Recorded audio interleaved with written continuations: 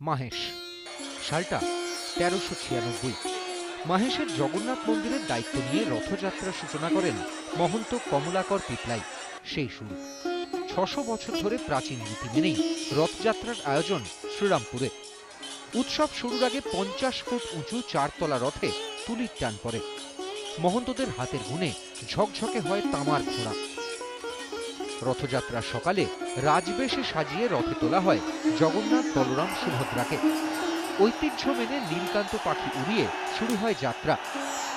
২-৩ লাখ পুণ্যার্থীর হাতের টানে গুন্ডিচা মন্দিরে মাসির বাড়িতে পা রাখেন জগন্নাথ দেব। মহিষাদল।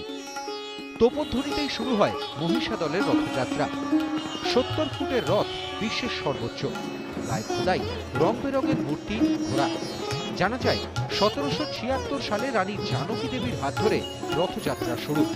এখনো সেই রীতিনীতি মেনেই চলছে উৎসব। বাইরের চেহারা বদলালেও একই আছে রথের ভেতরের কাঠামো।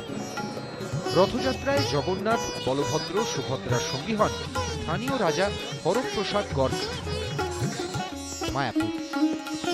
অলঙ্কার, ফুলের মালা, নতুন পোশাকে সেজে রথে ওঠেন জগন্নাথ, বলভদ্র, সুভদ্রা।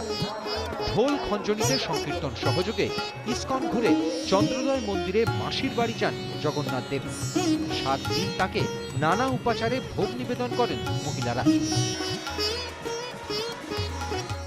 শিলিগুড়ি। শিলিগুড়ির ইস্কনের রথযাত্রা ২৮ বছরে পা দিল।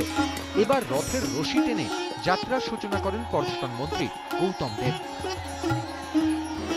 বিষ্ণুপুর। ১৬৬৫ সালে বিষ্ণুপুরের মল্ল রাজারা রথযাত্রার প্রচলন করেন। এখন ঐতিহ্যবাহী উৎসব ঘিরে ভিড় জমান মানুষ। সকাল ৬টায় জগন্নাথ, বলরাম, সুভদ্রাকে সাজিয়ে রথে তোলা হয়। দিনভর ঘুরে গভীর রাতে মাসির বাড়ি পৌঁছন জগন্নাথ দেব। বাঁকুড়া শহরের পোদ্দারপাড়া ও নতুনগঞ্জে মহা সমারোহে পালিত হয় রথযাত্রা।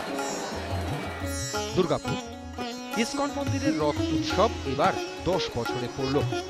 ইস্কন মন্দির থেকে শুরু হয়ে সিটি সেন্টার পর্যন্ত রথযাত্রা দেখতে ভিড় জমান বহু মানুষ।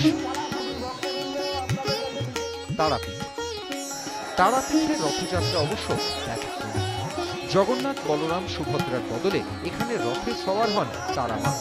বছরে এই একটা দিনই গর্ভগৃহ থেকে বেরিয়ে তারাপীঠ পরিভ্রমণ করেন তারামা। রথের সকালে প্রথা মেনে স্নান করিয়ে নতুন পোশাক অলঙ্কারে সাজিয়ে পেতলের রথে তোলা হয় তারামাকে। রানীগঞ্জ।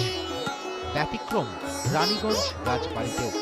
পরম্পরা মেনে এখানে রথের সওয়ার হন কুলদেবতা। এবার ১৫০ বছরে পা দিল উৎসব। প্রথম দিকে কাঠের রথ ব্যবহার করা হতো, পরে রথ পুড়ে যাওয়ায় তৈরি হয় পেতলের রথ। Bureau report, ETV Bangla.